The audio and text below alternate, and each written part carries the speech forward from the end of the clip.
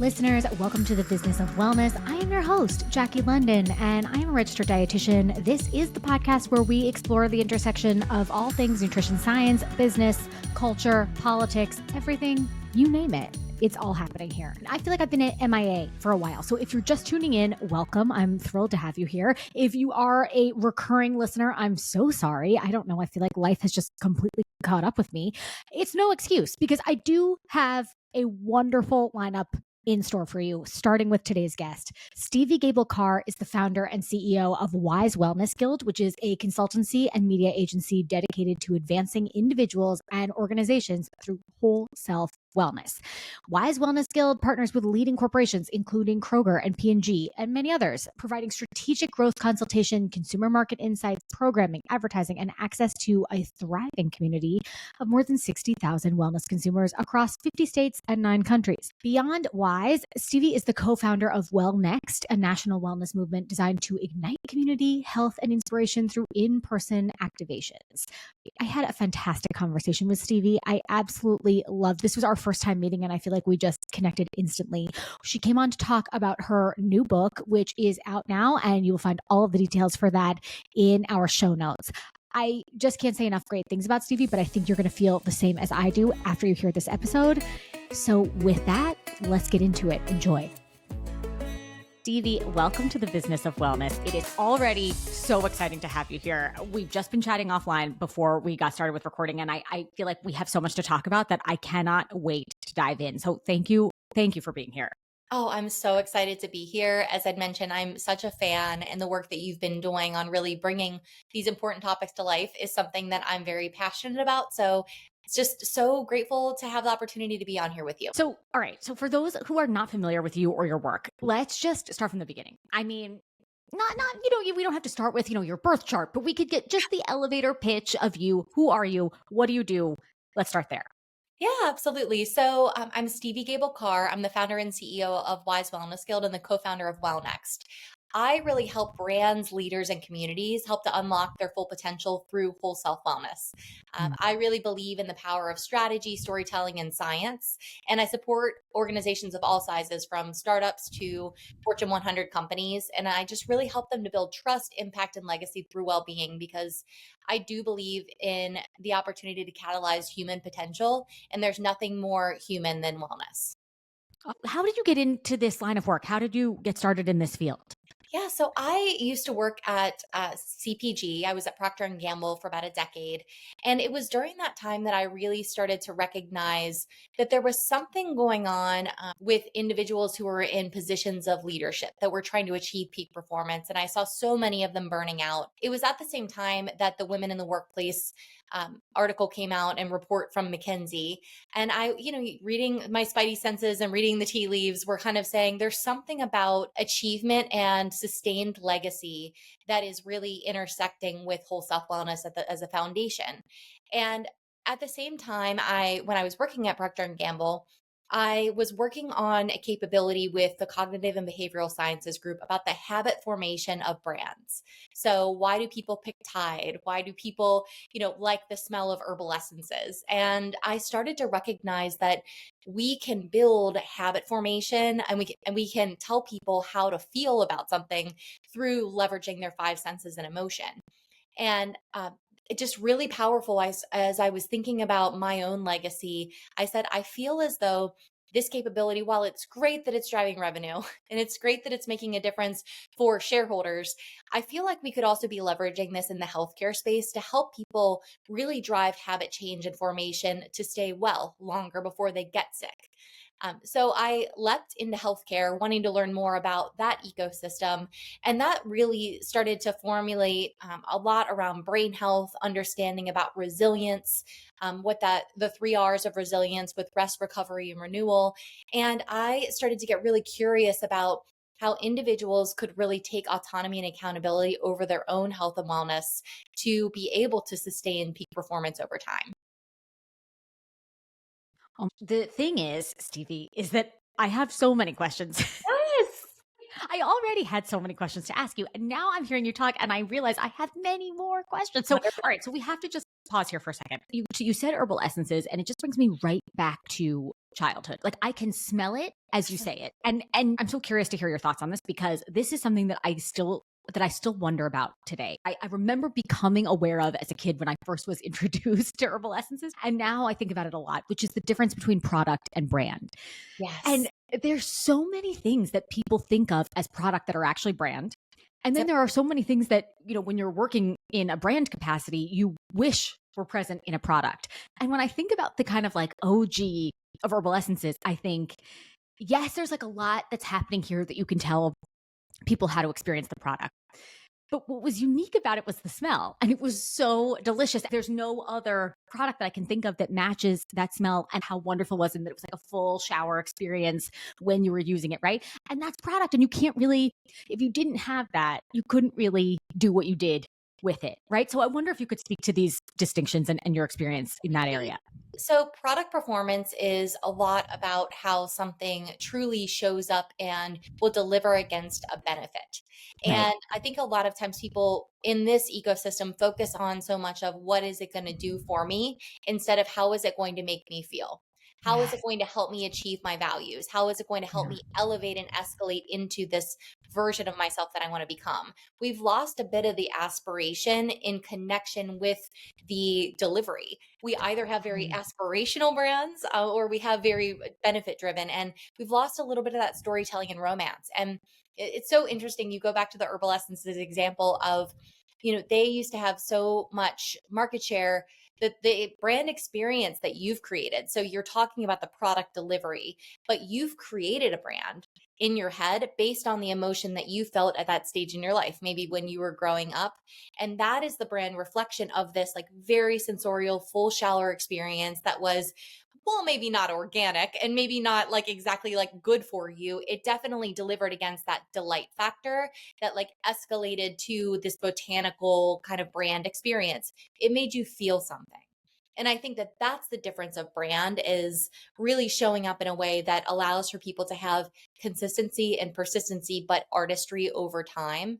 And we've really lost in this like fast-paced world, in like the churn and burn, the Gary V environment of, ecosystem of social media. I think that we have lost our way on really connecting with humans and helping them understand how this will help them achieve their goals. I'm so glad you mentioned that. I'm so glad you mentioned the connection process here also, because I think what is so lost from the wellness conversation is exactly that is that like, there was this trend on TikTok, and forgive me for making this entirely about hair care for the moment. We have much Sure. more to Yeah, discuss, we'll but just for use the that as moment, an example. I saw this trend on TikTok, and it was basically like someone who was talking about how she used an influencer talking about this, how she used an old product and it still had the sulfates and the parabens in it. Because so many hair products today are sulfate free and paraben free, they're perhaps not as effective for what the original intent was or for what the original purpose was, right? This video went viral because all of these people were like, wait, I had this old product and it works way better than my new products and whatever. And it makes you wonder if some of the things that we have deemed wellness related, like going free from specific additives, free from whatever, is Yep. actually taking away some of the wellness from a different angle, which is that the holistic experience of using something that Yep. you really like, that really works, saves time, can save money, saves energy, saves time spent scrolling around looking for a different product that is going to work better, right? Yep. So the whole wellness conversation seems to come really 360 on that. I think we're very fear driven right now. And I Yes. think that that's a lot of what I'm seeing in marketing strategies and across the board, is people, it's predatory. And I think it's quite frankly gross. But a lot of organizations see fear as a tactic, as a way to drive consumerism, as commercial innovation, or as true product innovation. And we see that in the food industry. We see that in, our beauty products. We see, things that truly are not, if they're like, if you can't pronounce it, then it's not good for you. Well, who says, that's Right. necessarily always the case. I think that what I will say is that there is a real yearning for transparency and understanding the truth and understanding truly, is it good or not? And I do think that we've not done a great job as marketers of being transparent, because maybe there's no real issue at all sometimes. And so Yes, we make up issues to sell more product. And I exactly. really trying to get back to the basics of wellness and really get to those, hydration, sleep, like managing Right. your own body things. And maybe that's inclusive of some products that work better, like sulfates, and, we having and paying attention to just the things that really actually are harmful. Or maybe you're not, you're choosing when to maybe interact with some of those ingredients that may not be the best for you. I think that's so important. I really think those fundamentals are ultimately going to be what matters most for all of us, and I'm so glad that you're talking about them.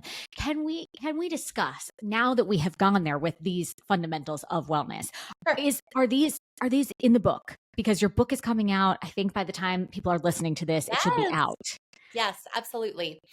Yeah, so I talk about having the audacity to live your life by your design. So the book itself, really is rooted in the 8 pillars of wellness. And it talks about integrating your occupational wellness and your financial wellness in, and understanding how that might interact with your mental wellness, with your environmental wellness, and how all of those pieces really come together to formulate, your game plan, your action plan for how you're going to move forward. And for me, I feel very honored because Jim Britt, who is a top thought leader in personal development, his contemporaries are Tony Robbins and Jim Rohn. He reached out in the fall and asked for me to contribute to his book, which is Cracking the Rich Code. And I want to pause because when you see the title, you might think, oh, this is one of those like what are the rich hacks, how to get wealthy quick. And that's not what it is at all. It's about finding a rich, fulfilling life that actually supports not only your financial wellness and your occupational wellness, but your whole life. And so I feel really honored about that. For me, the contributing portion for me is Audacious by Design, and it's born out of a decade of helping leaders really reclaim their energy, their purpose, and their voice.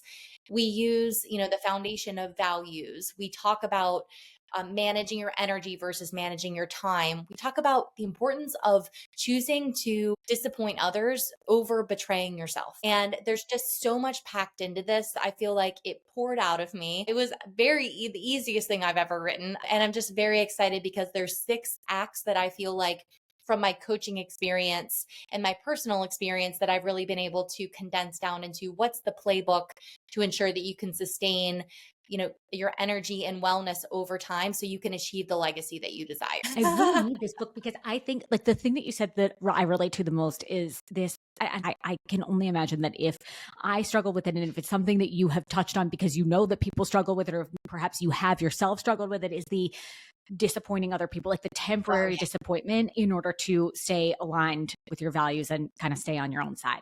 Can you talk Yeah. to us about this? Yes, this is one that I think a lot of people, especially American leaders who are kind of leading in their careers, some of the most successful leaders have been successful because of their ability to collaborate, because of their Yes. ability to stay in motion and say yes. But a Right. lot of times we're saying yes to things that might need to be no's, Yeah. even though they're great opportunities, but they take up and drain our energy unbeknownst to us because they are not in congruence with our values. And when we are alignment with our values, we actually manifest and create new energy. And our ultradian rhythms that we manage over those 90 and 120-minute performance cycles, they get higher. And so we're able to sustain higher levels of energy when we're Right. fueling ourselves with the things that we want to be doing. And I just want to say, of course, it is stereotypical, but it is true that a lot of times women in the workforce are the ones that struggle with this the most. And it's Yes. because so much of what happens in kind of corporate life is run by women. And so much of what Yeah. happens at home life is also run by women. And so if we don't keep the plate spinning, they might fall. And I Yeah. just always encourage my clients to think about that metaphor of like, what's a plastic ball versus what's a glass ball? And the glass balls are the non negotiables, the things that you have to keep going. And everything else that's a plastic ball, depending on how many balls there are, you may need to set them down, maybe not forever, but you maybe need to really reevaluate them and say, why are they even your responsibility? And Mm. so I've really learned how to disappoint people lately. And I've really been enjoying the gift that I've given myself back to honor that and say, saying yes to everything isn't leadership, it's people pleasing. And Oh, there's a key distinction between those two things that leaders don't say yes to everything. They make critical, tough choices and move forward and move on to the next thing. And it's about getting the reps. It's about putting the chip into the jar of the person that you want to become every step that you're taking. And every time that you're taking those chips away and putting them in, you're kind of losing steam and momentum on where you want to go. what about when you have a manager or you're in a leadership position, but you're not at the very top? You work for a large corporate entity, and there's people who are above you who are not understanding this reality. Maybe it is relatively simple, or maybe it seems relatively simple, but for you, it would take up a tremendous amount of time, energy, and focus that you know should be dedicated somewhere else. How do you navigate that? So I'll first start by saying that the best leaders, and there's data behind this, are the ones that are a little bit high maintenance and Yeah, challenge micromanagers and they challenge the request. They're right. not the ones that just get it done. And in fact, if you are a person that are given a task and you're known as being the person that just gets it done, you're not a leader. You're known for Right. being a really great executor. And Right. so I do think that, again, I mentioned like we're in this high pace, fast turn space. And I think that taking a moment to evaluate each request of us, whether it's, hey, can you send that out that email for me? Or, hey, can you take care of the birthday cake for so and so? Or can you take notes for this meeting? Anything, right? Yeah. There's a million Yeah. different requests that might come to you. Or it's as much as, hey, get this project done. I think that Hmm. understanding one, what is this in service of the work that is for the company as a whole? Not everything is going to be specifically for you, but just like, when JFK Jr. talked about, going to the moon, Yeah. the janitor is the one that, also knows that that's the mission, right? And they Right. can align themselves with what the bigger goal is at hand. Right. But it's also about understanding how you're activating your values in the approach in which you handle these requests. If you deem it worthy and you deem it worthy of your time, how do you bring in the pieces that allow for you to feel fulfilled by this request? So, if it's the birthday cake that you're being asked to do, does that fulfill your sense of achievement or community? Or is it just about getting it done? How do you reframe it as an opportunity versus reframing it as a thing you have to do? And I think Mhm. that if you're going to say yes to it, it better be worth your time and make it worth your time with being in congruence with your values. Sometimes it's I want to do this, it's in alignment with my values, it's just not right now. And I will say that challenging timelines is one of the easiest ways to get all the things done because chances are it's not actually time bound. Like what I found is when I have to delay things because of capacity, 9 times out of 10, I'm not really missing the opportunity, but that's the narrative that I've told myself that this can't wait 2 weeks. I just had a conversation with my team yesterday about delaying a new product that we're launching. It's in a partnership with a wonderful leader, Sophie Bloom, out of Switzerland. And we're launching a whole thing on Mastermind, and it's going to be wonderful. And my team said, it's going to overlap with the book launch. We want more time with editing to get it right. Can we have 2 weeks? And they were so nervous and they were laboring over it. And I said, yeah, who says that it has to be done by then? So I just Right. think giving ourselves a little bit more time and grace to make some of those decisions can be really powerful and also reduce anxiety by just asking the question. Switching gears back to the book for a second, I Sure. just want to know for those who are listening, who are of course going to buy the book, Yes. what's one of the big takeaways that you hope people will walk away with? Like, are there a couple things that really stuck with you? Do you have a favorite section of the book? I think that the one for me is really around that 3 R's of resilience. It's Mm, around rest, recovery, and renewal. And a lot of this has to play in with, how do we really learn to work with our biology instead of against it? And that really can change everything for us.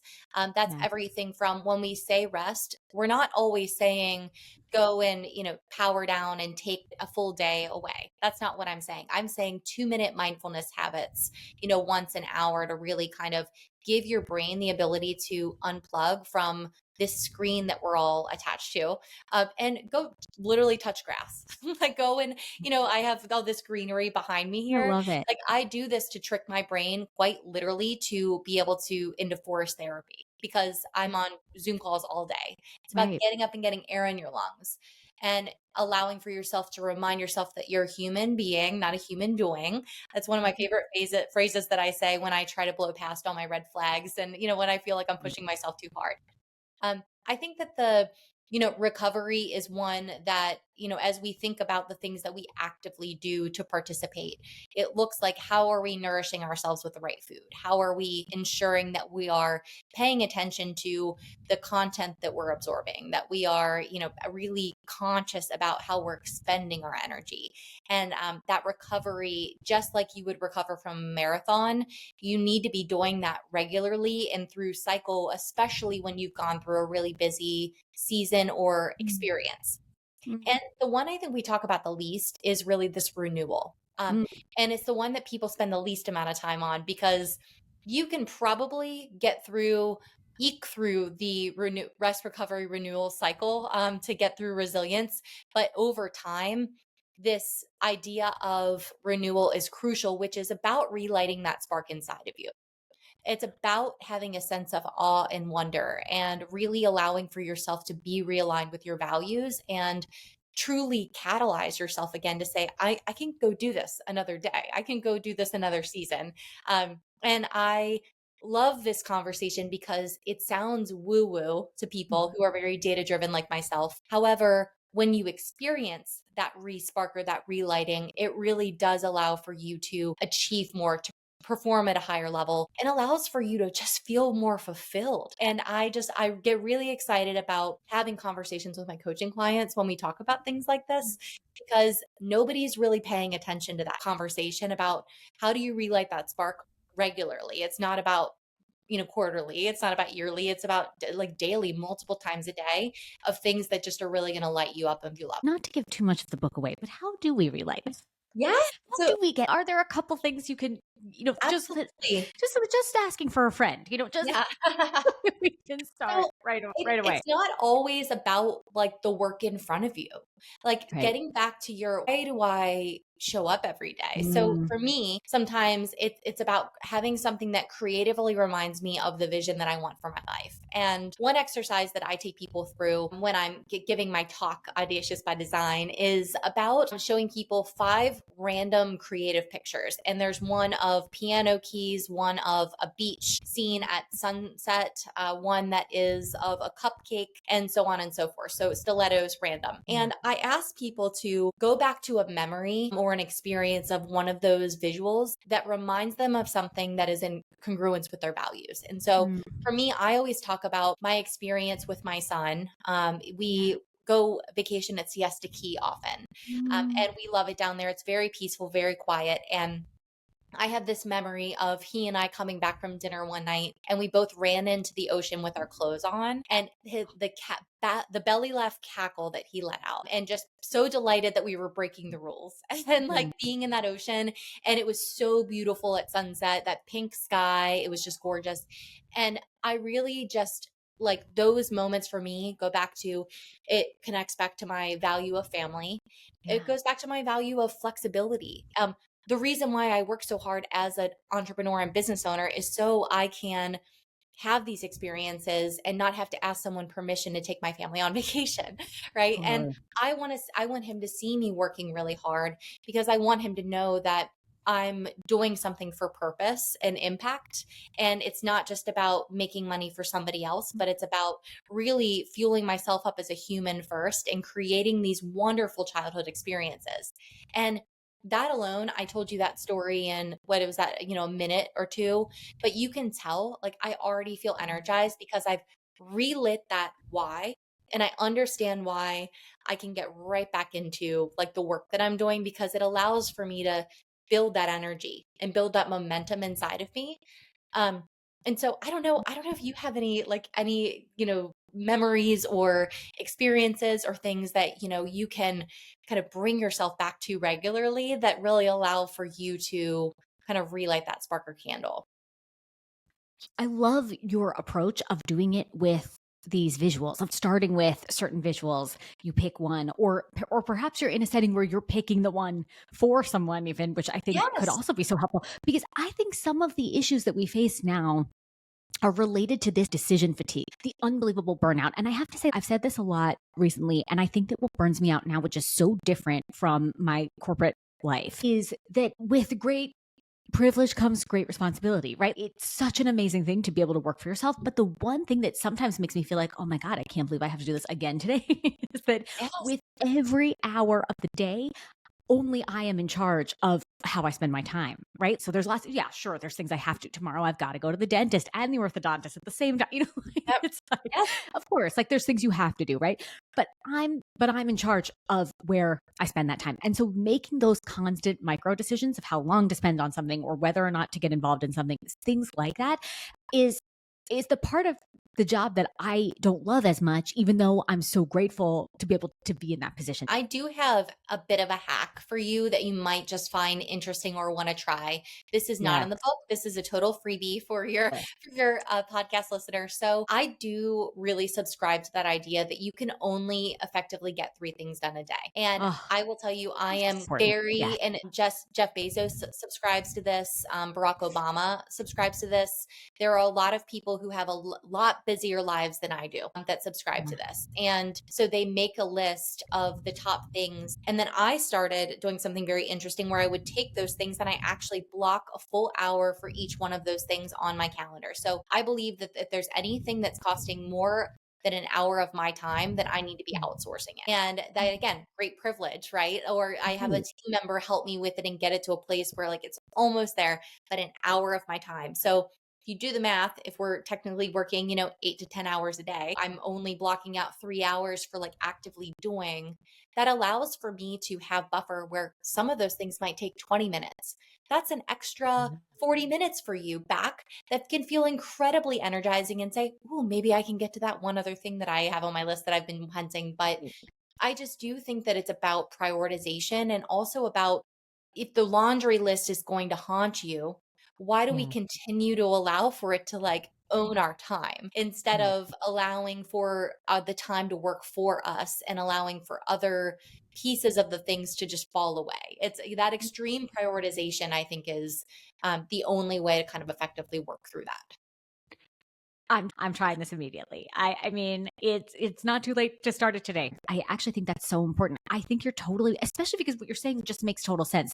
3 things is a very doable number of three important things that are Yes, on that list, and having that focus. You could make the case sometimes it's one, sometimes it seems like it's 10, but 3 is the right kind of right. number to help you stay focused on that. So I really love it. I can't thank you enough for it. I think that's so helpful. Well, and I, sometimes we put way more on our plate and it just carries over to the next day anyways. And yes. now we're stressed that we didn't accomplish everything on our list instead of just owning up to what we can actually accomplish. And Yes.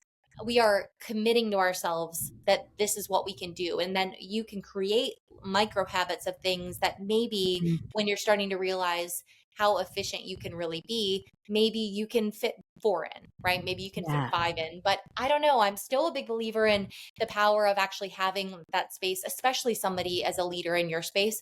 I mean, Mm. creating space for free thinking is Yes. so important. And we Yeah. don't do any of that. Whereas, as a thought leader, that's part of your job, right? Is to like Yes. actually create space to like just be expansive and think, what do I have to say about this like huge movement happening in the wellness Right. industry, or your perspective or opinion on something. And Mm. that's the world needs what you have to say, but if you've not created the space and time to do that, then they're just going to hear what your kind of version of it that had to rush through that. And I know that Yeah. you spend quite a deal of time prepping for these, and you have a lot to say. I loved your Expo West, your latest episode on that. I thought that was so Mhm. brilliant, specifically in just your poignant perspective on some of the movements that we're seeing and how, Yeah. you know, some of it feels scammy and some of it feels incredibly important and indicative of where we're heading. So, but I know that that takes creativity and mind space to put thought against how you would even approach that. I'm very glad that you mentioned Expo West because I have to ask you this question, considering we have in the house our very own branding expert, Stevie, as I'm now going to refer to you moving forward, our in-house branding expert. What do you make of the current wellness landscape today. And Yep. are there a couple brands that you think are really crushing it? And are there a couple brands that even that you're willing to say that you think are just not hitting, and why? Yeah. Yeah, I actually think that the shift from Unilever is such an Mm, interesting pivot from them really creating an entire wellness. They've pivoted to being a yeah. wellness company. And Yeah. it's the smartest thing that they've done. You're already seeing double digit growth. You're seeing them really commit to the choices and, de-skew and get rid of brands that aren't in alignment with that. And Yeah. that is what is going to be a mandatory, is that congruence and transparency, and not feeling like we're doing commercial innovation to just slap wellness on that. And it's not lost on anyone here that, by 2028, according to Global Wellness Institute, we're going to be a $9 trillion. And Mm, as a part of that, I fear that we are already in this ecosystem of wellness washing, just like we saw with greenwashing, with sustainability, just like we've seen totally. with, diet and ingredients and things like that. And so I do think that that's one that, for me, anything that has clean or detox on Mm, it, I'm so skeptical of. And I won't name any yes. specific brands because I think it's so prevalent. But I do Yeah. think that those two words for me are so they really contribute to the chaos and the misinformation about what I believe consumers really want to see, which is transparency, but easy to, the things that we can really understand, from like claims to clarity, right? That we're moving from, into function and feeling. What does it do for me? How does it make me feel? Instead of it being, about this like marketing fluffery. And I feel like words like clean and detox like really stress me out whenever I see them. And I've seen more of them now launching than I've ever seen before, because they don't have real claims against them. There's nothing to Right. really speak to about, like, activated charcoal. Like, okay, Mm, like, there's so many things that people talking about those, like, this, what are they called? They're like their movement. You probably seen them on TikTok, where they're like movement platforms that basically shake you. And they talk about like yeah. Yeah. detoxifying, like things out. Like, who's buying these Right. things, right? It's so gimmicky and it doesn't work. There's no science behind it. And it's just like throwing your money away, right? It's a dream. And so that's, you Mm. want to get me heated about that. It's about tricking people out of, it's truly robbery, tricking people into thinking that they're going to deliver against something. And it's just really, it's a lot of misinformation. Gosh, first of all, you're in very good company with the clean and the detox of it all, because you know that those are like my trigger words at this point. I feel like anytime I see them, I'm like, Yep. absolutely not interested, don't want to hear about it, don't want to know about it. And it is amazing for me because I have now been seeing that work, specifically clean, actually detox too, but clean as a marketing term in CPG, I have now seen for more than a decade. And it's crazy to think that it's only getting increasingly Yes. prevalent, and no one has called this out yet as, I mean, and I certainly have. I certainly know I do others too. have. I know you're Yes. probably a champion of this, exactly.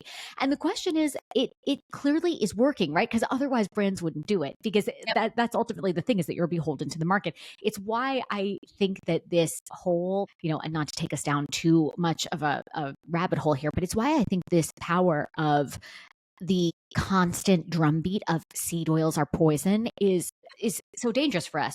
What it's doing is basically allowing brands to continue to make products that just swap the oil. And just by using a different oil, they're able to market themselves as seed oil free. And therefore, they've done nothing to change the actual formulation and make the product more nutritious or make it lower in saturated fat, sodium, added sugar. And I don't think that people understand exactly how that works. If you don't have CPG experience, you don't really know that they're like that. This is a market response. If people are looking for that, consumers are Yeah. looking for that, brands are going to respond to that. So it's really not about any new research or health innovation or Yes. wellness technology. It's really just about a market response. This is a long winded way, basically, of saying on that.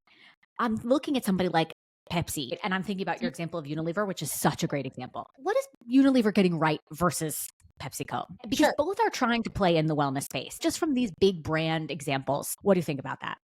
Yeah, absolutely. I think that Unilever is um, making very interesting and tough choices. Their core brand is about self care, right? When you think about Mm, Unilever and you go back to like what they rest on, it's about cleanliness, it's about creating investing in yourself, and that ritual. And I do believe that inherently the name Unilever helps, but I think it's also about making those tough choices and really sticking with conviction, to those, and even understanding that it might not be the popular choice right now, Mhm. but divestitures are crucial to creating real investment. And you've seen that with, CVS is a little shaky right now, and their returns. But I will say that, when I think about PepsiCo, part of the challenge is, they've got these wonderful brands, like Gatorade, Mm, and they've got wonderful brands that are, in congruence with health and wellness. But I think there's still a lot of skepticism on what's in Gatorade, right? right. And what's with these dyes, and are these healthy for me? And they've not done a lot to build trust. They've built on the story. They've not of performance, which is, Right. I believe, the old version of success. And now the new version of success is about health as well. And about, Yeah. that's the new aspiration about investing in yourself. And I don't believe that PepsiCo has done a great job of really telling the story of how health is more than just being active. It's about helping to support the whole Mm, person all of the time. And they are launching, I am interested to see in the next 6 months, their Gatorade water, which is, yeah. free of any dyes, and it's got the electrolytes in it. And I'm curious to see the performance of it, because I would bet that there's a lot of people, especially the Gen Z audience, that's very excited. And I know as a mom, I have Mhm. a 9-year-old little athlete. Like, I will be investing in that, right? And giving that a go, as a nice alternative, just to see if it's something, because he really sees those colorful drinks and wants them. And I'm constantly saying no. So I think that it's just a lot about being better about building trust with your audience with that radical transparency, but doing it in a way that we're educating people, because people don't have time to like educate themselves on these labels Yeah. and like really get into, Mhm. is this good for me or not? I have no idea. I don't have a PhD. I can't read this. I don't have to, I have a lot going on in my life. What do you think is the right approach? And how do you do this in your current work between building a brand that is both emotionally resonant but also has commercial viability? I think there's a big perception that those two things are in conflict and that there's actual some real Yes. congruency there. Hmm. I think that a lot of people, I really do think that it comes back to building trust. And I know I said Mm, that before, but I do think that if I were to invest anything as a brand owner, and this is what I do what I say I'm going to do. mhm. I do believe that, you know, one of my clients who is incredible is Kroger Health, and they're doing Ah, a lot in this space to really yes. drive transparency, is food as medicine, really getting into this space and making really big investments, in, leveraging data from, their Mm, company that they're doing with Kroger Plus and with, across the country, to really help to support their people in doing what they say they're going to do. And I just look at that in yes. such awe of saying, they're delivering, if you're a Kroger Plus member, they're delivering an opportunity for you to have a free 30-minute nutrition session with, a Yes. registered dietitian. Like, that's incredible, that they're Mm, offering that. And it doesn't have to go through your insurance or anything. It's just a free, and making things like that accessible with their opt up bite well score, having those types of pieces. I think that it's going to be a lift in the beginning. It's going to be slow. People mm, don't want to pull out their phones and learn more. They're busy. They just want to get what they want. I think that in the future, when we are instilling a sense of personal accountability in mhm. the consumer and saying, it's your choice. We want you to knowingly know that when you are picking fresh ingredients, not processed, versus getting Lunchables that say organic on the front of them, that Right. the one is a red score and one is a green score. And like, Mm, knowing that, I think that the retailers now taking more accountability over that, putting pressure on the brands, is brilliant, because you have to have a retailer unless you're DTC. But I do think that the retailer taking responsibility over that is incredible. And with our platform specifically, you know, we take a lot of pride in the fact that we vet every brand that we put onto our platform. We have a personal like rating score internally that takes into account votes from our consumer platform. We get insights and a lot of referrals from our consumer platform, and we don't get paid to feature brands currently. So anybody that we're putting on, we are simply putting it on because we've tried it and we've really enjoyed that experience.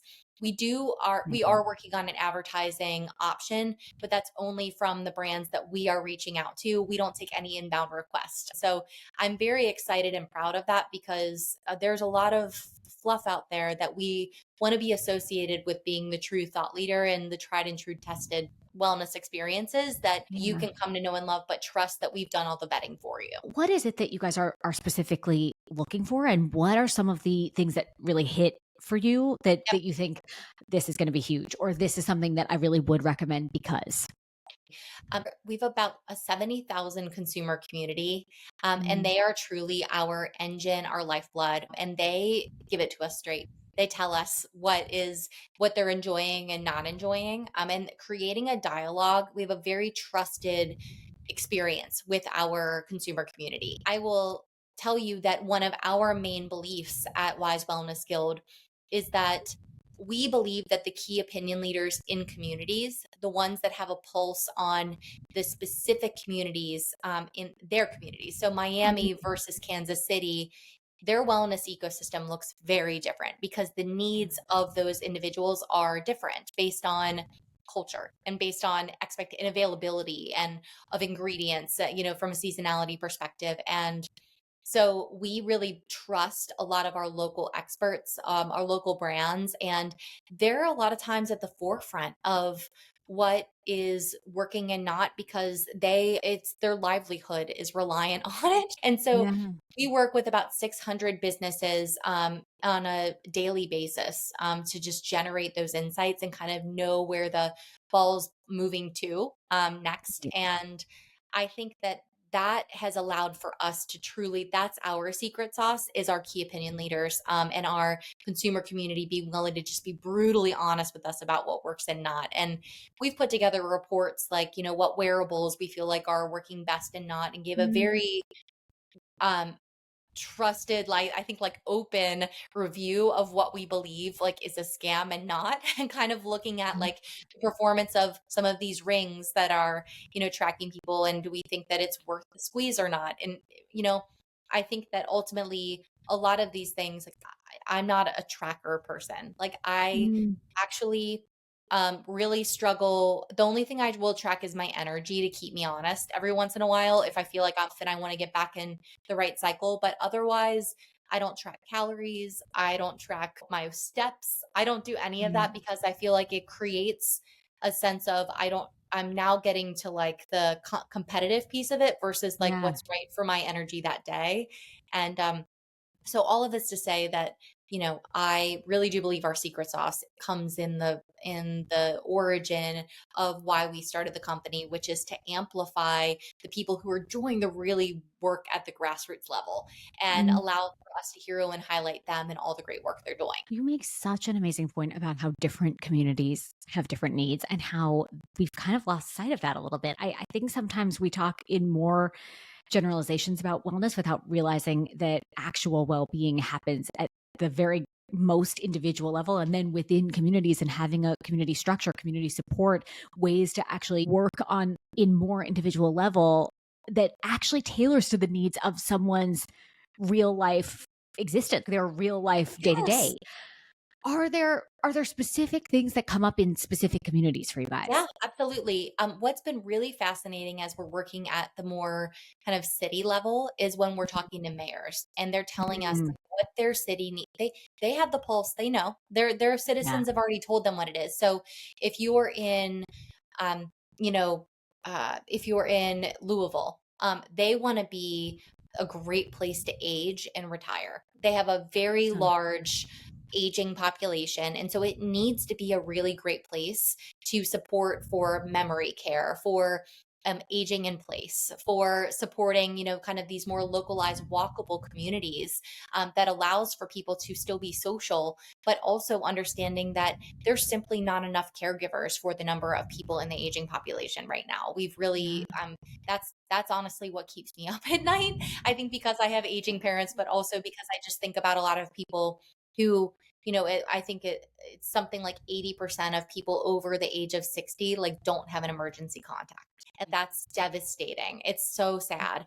So I do think that there's, but that's Louisville. So like that ecosystem of what we recommend is going to look very different from like a group fitness perspective, or maybe like ways that you can help to support mental health, or how what a community looks like is very different than if you go to like a Columbus, Ohio, which just 3 hours north. And their whole focus is about being a great place for women to thrive, and specifically women in sports. And Sure. so they really want to create an active and safe community. And so that's going to look like, what are great safe running trails for women in the Columbus area? How are you helping to support them with nutrition? Are there really safe places to stop and like refill your water, or like getting walkable from right after work if you're engaging a millennial community? And like those are two different design challenges with the same sort of like community engagement opportunities. And there's different communities that are serving those, but it's also creating a really wonderful spotlight on white space opportunity. And I, in these times of, where is there going to be recession? Are we in a recession? What's happening with the economy? I really do believe that wellness is recession proof. And I do believe that people have doubled down and committed in saying, wellness is my priority, and I want to live a long, healthy, fulfilling life, and I'm going to spend my money here. If I'm going to have a dollar, this is where it's going to go, and a lot of other things are going to go away. I do think that by being able to tailor that by city, and you think about those two different examples that I gave, those can kind of spotlight and show you that's where I would be growing a business right now, is like Mm. specifically in kind of these niches for like where your mayor has deemed a strategic priority for how they want to grow. Do you feel like there are differences across generations? You mentioned millennials, and it just got me thinking, especially as it relates to Louisville, where it's an aging population. What are the specific wellness needs that are showing up for you from Gen Z, even from Gen Alpha, dare I say? It's like Yes. terrifying to think like that. Are there certain things that you can see emerging for younger generations as well as for aging populations? In general, there's a huge shift back to community. And Mm. I am so excited about this. I think that people Mm. are deciding to finally understand the struggles that technology and this regular interaction, this relationship that we have with our phones and with consuming technology constantly, with that Mm. being our third place, right? If we talk about work, or school, right, for kids, we talk Right. about home. We used to have a third place that we all went as a community. We Yes. used to, and not to sound like a back in my day, but like I do think No, that, and I'm a certainly. millennial, right? So like I'm not like Yeah. very not, but I do think that one thing that we could learn from kind of this older aging population is like they have lost that. And they are one of Right. the group that are struggling the most with loneliness. But Mm. interestingly, children are too, because Yeah. there's not this sense of place in their actual community, that there's a place for them to meet other children that they don't necessarily go to school with. And Mm. family sizes are getting smaller because people simply can't afford to like Right. raise so many children. And so those two populations, if you were really focusing on that, those two, Yeah. like they bookend a real glaring issue that community solves for if you do it with intentionality. I think that children's Mm. mental health is growing at an incredibly rapid rate. I'm seeing a lot of really big grants and investments coming down from both the state and national level of supporting children. And this started in coming out of COVID, but I think we're really just starting to Right. realize it's more than just that. It's not, that's like, something that we've kind of pointed a finger at. It's more expansive, I think, in the sense of the expectations, keeping our kids so programmed all the time, keeping them on adult schedules, and creating no Yeah. space for awe and wonder anymore, and like free space to explore and learn. Our brains need that in order to be healthy. And I do think that we've really lost sight of that. I will not go down a whole like political debate on the education system here versus overseas or anything. But what I will say is that, we've tried to teach to the test before, and Mm. the level of fulfillment is so low from a human being perspective that nobody's looking at that correlation and saying one of the biggest inbound economies that we have is education, right? Of people coming to the Mhm. US. So I do think that there's a lot that we can learn from that, even for wellness, in the sense of, let's really look at the metrics that we're saying before we're saying that other people are better than us. But I digress. Totally. I No, I'm so glad you brought that up because I think about this all the time. The teaching for the test issue has made people fall completely out of love and totally disinterested with learning, period. I mean, I don't know to what end. Like, so the administration of a state can get a pat on the back? Like, that doesn't really Yes. sound like building community to me. You know what I It mean? it doesn't, and I think that it's also permeated so many other areas. I think that people would fall in love with taking care of themselves if it Yes. were fun to explore and experiment. Yeah. And but we give people this metric and yardstick and say, this is what excellence looks like, go get it.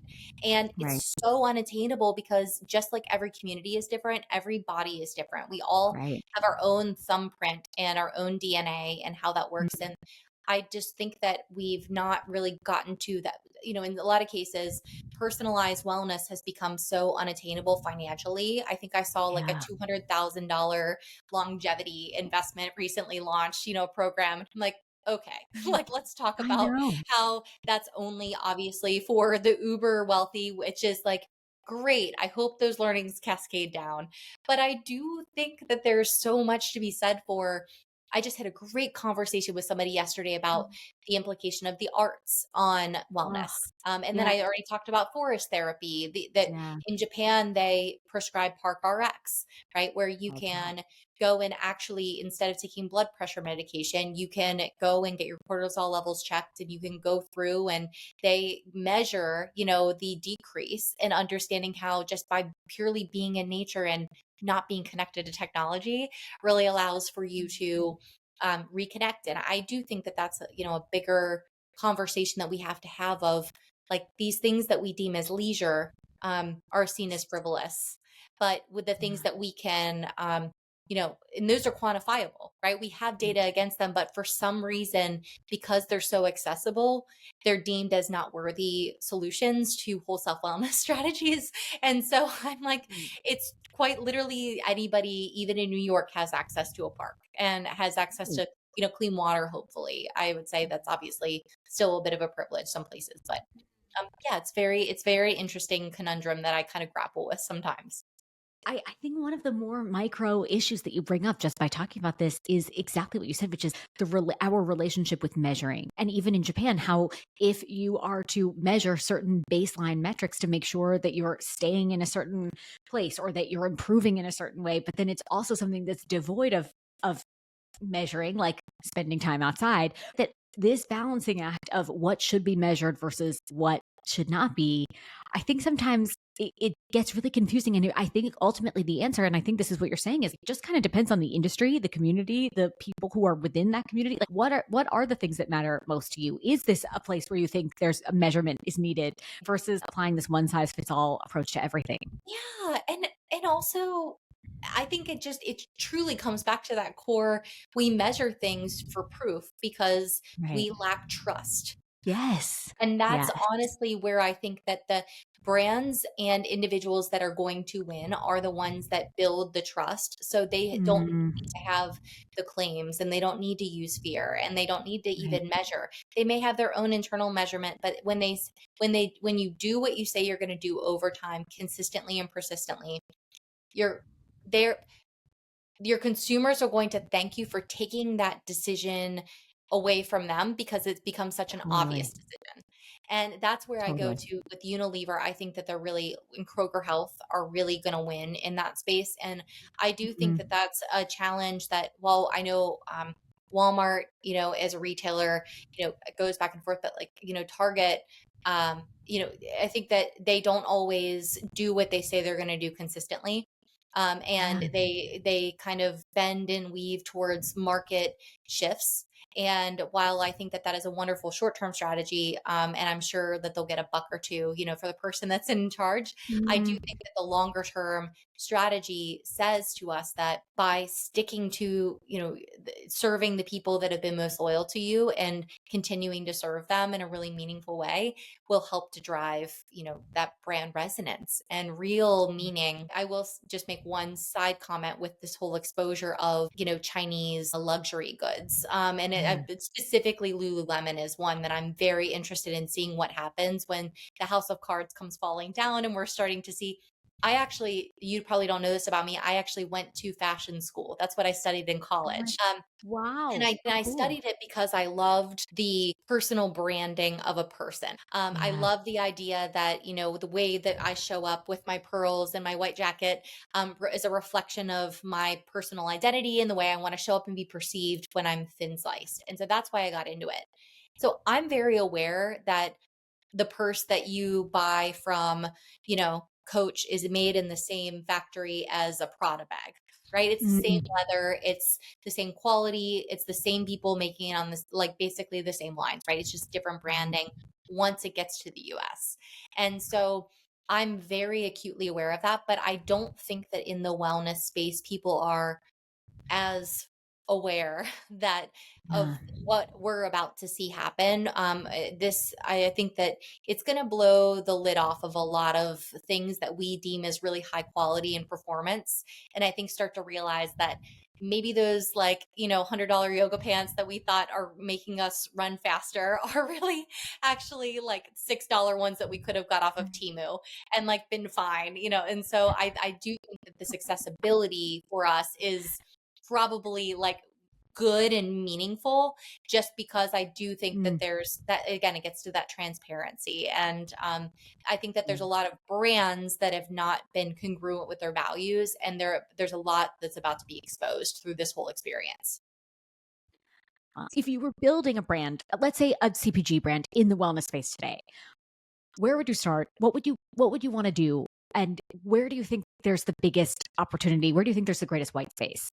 Yeah, I really do believe that starting with your audience and not your ego Mm, is like being obsessed with those unmet needs. And as we yeah. mentioned before, like really understanding the different needs of your who and solving for them, not solving for an algorithm.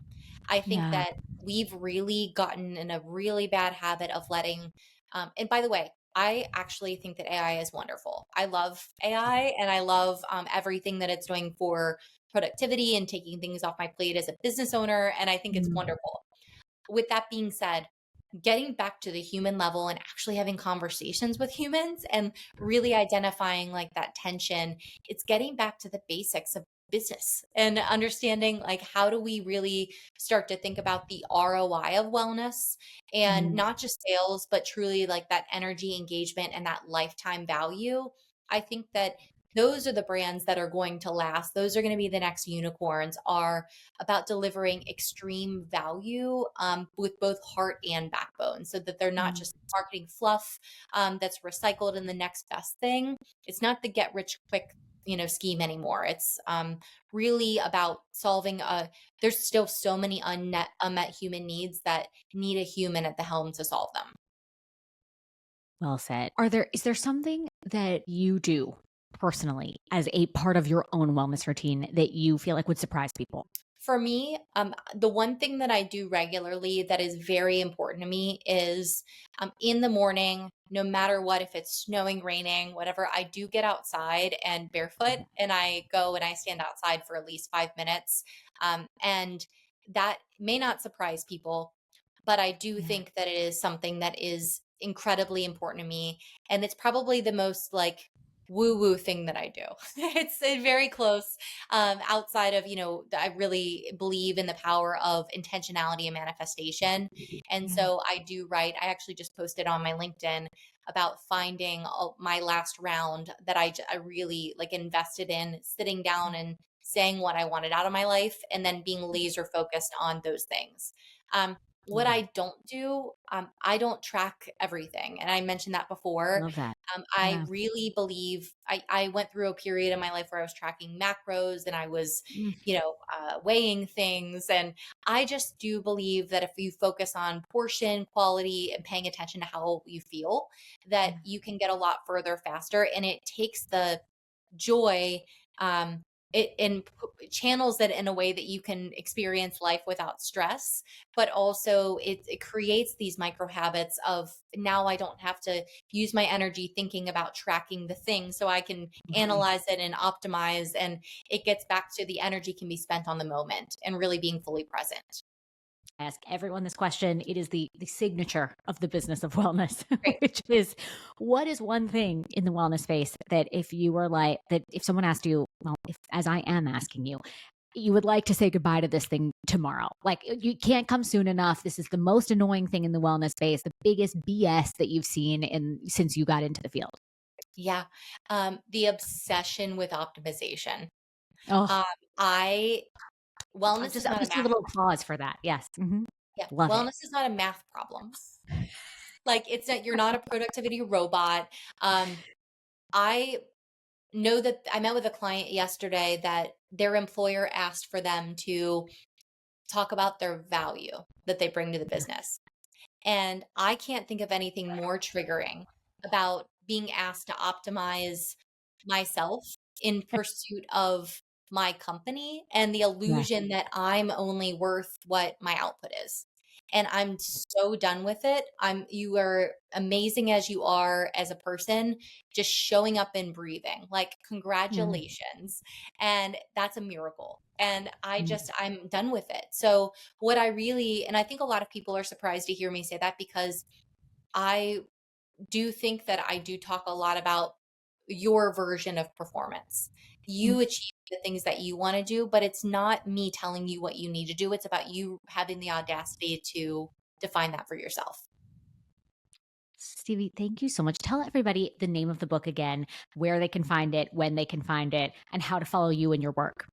The name of the book is Cracking the Rich Code. It's volume 17, and that is with Jim Britt, endorsed by Tony Robbins. So we feel very fortunate to have that endorsement. It will be available on Amazon by the time this is online. I also have it currently available for pre-order at my website, Stevi, Stevi.me. And you can learn more about other authors. We have incredible talent coming to the table, and I've had the pleasure of meeting all of them. We do a monthly mastermind as authors, and just to have really had the pleasure of getting this wonderful kind of think space with these thought leaders. So I'm really excited, and I hope everybody enjoys it. I can't wait to read it. My time is coming because I feel like there's just so many gems already that I've learned just from this conversation, and that I can only imagine that there's just so much more to learn from you. So thank you so much for being here. I really appreciate it. Thank you so much.